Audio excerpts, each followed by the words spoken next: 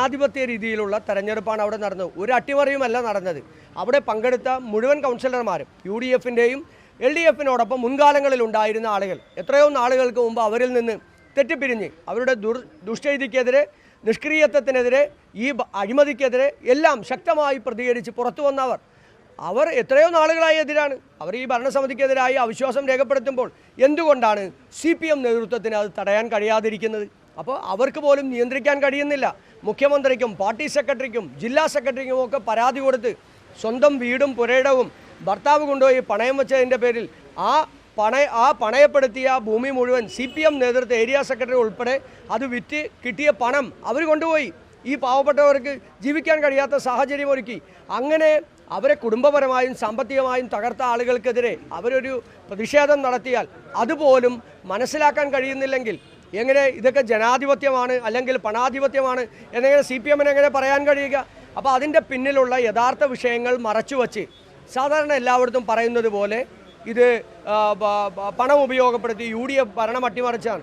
കൂത്താട്ടുകുളത്തെ വിഷയം ഈ നാട്ടിലെ കേരളത്തിലെ മുഴുവൻ മലയാളികളായിട്ടുള്ള ജനങ്ങൾക്ക് എല്ലാവർക്കും അറിയാം അതെന്താണ് അവിടെ ഉണ്ടായതെന്ന്. ഇന്നിപ്പോൾ CPM നേതൃത്വത്തിന് എന്നെ തിരുത്തേണ്ടി വന്നില്ലേ? ഇന്നിപ്പോൾ അവിടെ ആരെ ഉണ്ടായത്? ഏതെങ്കിലും ഒരു CPM നേതൃത്വം അവിടെ ഉണ്ടായോ? അവർക്ക് തന്നെ തിരുത്തേണ്ടി വന്നു. കഴിഞ്ഞ അവിശ്വാസ പ്രമേയ ചർച്ചയിൽ അവർ കാണിച്ച തെമ്മാടിത്തരം, അവരുടെ അക്രമം ഈ കേരളം മുഴുവൻ കണ്ടതാണ്.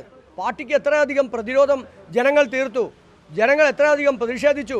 സമൂഹത്തിൽ നിന്ന് CPM നേതൃത്വത്തിന് പോലും അതിശക്തമായിട്ടുള്ള പ്രതിഷേധം കേൾക്കേണ്ടി വന്നു.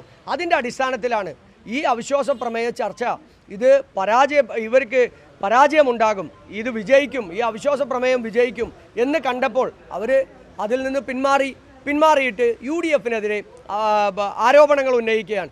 ആ അതൊന്നും കേരളത്തിലെ ജനങ്ങൾക്ക് മുമ്പിൽ വിലപ്പോകുന്ന ആരോപണങ്ങളല്ല. ഞങ്ങൾ ഈ നാട്ടിലെ ജനങ്ങളോട് ഈ കാര്യങ്ങൾ മുഴുവൻ വിശദീകരിച്ചിട്ടുണ്ട്. ജനങ്ങളുടെ ആഗ്രഹമാണ് അഴിമതിയും കെടുകാര്യസ്ഥതയും നിഷ്ക്രിയത്വവുമായ ഈ ഭരണസമിതിയെ ഒഴിവാക്കുക എന്നുള്ളത്. ഭൂരിപക്ഷമില്ലാതെ ഈ ഭരണസമിതിക്ക് എങ്ങനെ തുടരാൻ കഴിയും? അപ്പോൾ അതുകൊണ്ട് ഇനിയുള്ള 3 മാസക്കാലം ഈ ഭരണത്തിൻ്റെ തുടർ പ്രവർത്തനങ്ങൾ ഏത് രീതിയിലാണോ നല്ല രീതിയിൽ മികച്ച രീതിയിൽ കൊണ്ടുപോകാൻ കഴിയുന്നത് അത് UDF കൊണ്ടുപോകും. അതിനപ്പുറത്ത് ഈ കാര്യങ്ങൾ മുഴുവൻ ജനങ്ങൾക്ക് മുമ്പിൽ എത്തിക്കുക എന്നുള്ളത് കൂടി ഞങ്ങളുടെ ഉത്തരവാദിത്തമാണ്. ആ ഉത്തരവാദിത്തം ഞങ്ങൾ നിറവേറ്റും. അല്ല, കലാരാജു എന്ന് മുതലാണോ LDF പ്രവർത്തകരിൽ നിന്നുള്ള ആക്ഷേപങ്ങളും അധിക്ഷേപങ്ങളും ഏൽക്കേണ്ടി വന്നത്?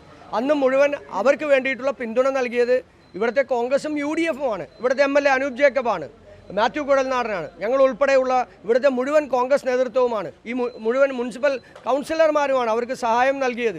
ആ സഹായം ഞങ്ങൾ തുടർന്നും മുന്നോട്ട് കൊണ്ടുപോവുകയാണ്. ഇത് രാഷ്ട്രീയപരമായിട്ടുള്ള ഒരു ധാരണയല്ല, ഇതൊരു മനുഷ്യത്വപരമായിട്ടുള്ള ഒരു നടപടിയാണ്. വിധവയായ ഒരു സ്ത്രീ 25 വർഷക്കാലം 2 ടൈം കൗൺസിലറായി മാർക്സിസ്റ്റ് കമ്മ്യൂണിസ്റ്റ് പാർട്ടിയുടെ ഉത്തരവാദിത്തപ്പെട്ട സ്ഥാനങ്ങളിലിരുന്ന ഒരു സ്ത്രീയെ അവരുടെ ഭർത്താവ് അവരുടെ പണത്തിൻ്റെ ആവശ്യത്തിന് വേണ്ടി അവരുടെ ഭൂമി പണയപ്പെടുത്തി CPM ഭരിക്കുന്ന ബാങ്കിൽ പണമെടുത്തപ്പോൾ ആ ഏറ്റവും അവസാനം തിരിച്ചടക്കാൻ കഴിയാത്ത അവസ്ഥ വന്നപ്പോൾ ആ ഭൂമി വിറ്റ് കിട്ടിയ പണം മുഴുവൻ CPM നേതൃത്വം അടിച്ചുകൊണ്ടുപോയി. അവർക്ക് തുച്ഛമായ വിലയാണ് അവർക്ക് നൽകിയത്. അവർ ഈ യാഥാർത്ഥ്യം അറിഞ്ഞപ്പോൾ അവർ CPMൻ്റെ സംസ്ഥാന നേതൃത്വത്തിനും മുഖ്യമന്ത്രിക്കും പരാതി കൊടുത്തു. ആ പരാതിയിൽ ഒരു നടപടിയും ഉണ്ടായില്ല. അതിനെ ഏത് മനുഷ്യനും ചോദ്യം ചെയ്യുന്നതാണ്. സ്ത്രീയല്ല പുരുഷനല്ല ആരാണെന്നുണ്ടെങ്കിലും അത് ചോദ്യം ചെയ്യില്ലേ? സ്വന്തം കിടപ്പാടം വരെ അടിച്ചുകൊണ്ട് പോയിട്ട് ഈ പണം മുഴുവൻ കൊണ്ടുപോയ ഈ മാന്യന്മാർ അവർക്കെതിരായി സംസാരിച്ചതിൻ്റെ പേരിൽ ഇവരേറ്റവും വലിയ കുഴപ്പക്കാരിയാണ്, പ്രശ്നക്കാരിയാണ് എന്ന് വരുത്തി തീർക്കാൻ ഈ അഴിമതിക്കാരായിട്ടുള്ള ഈ പാർട്ടി നേതൃത്വം ശ്രമിച്ചു. അതിനെതിരായിട്ടുള്ള പ്രതിഷേധം ഈ നാട്ടിലെ ജനങ്ങൾക്കുണ്ട്. ആ ജനങ്ങളുടെ സംരക്ഷണയാണ് ഇന്ന് കലാരാജുവിനുള്ളത്.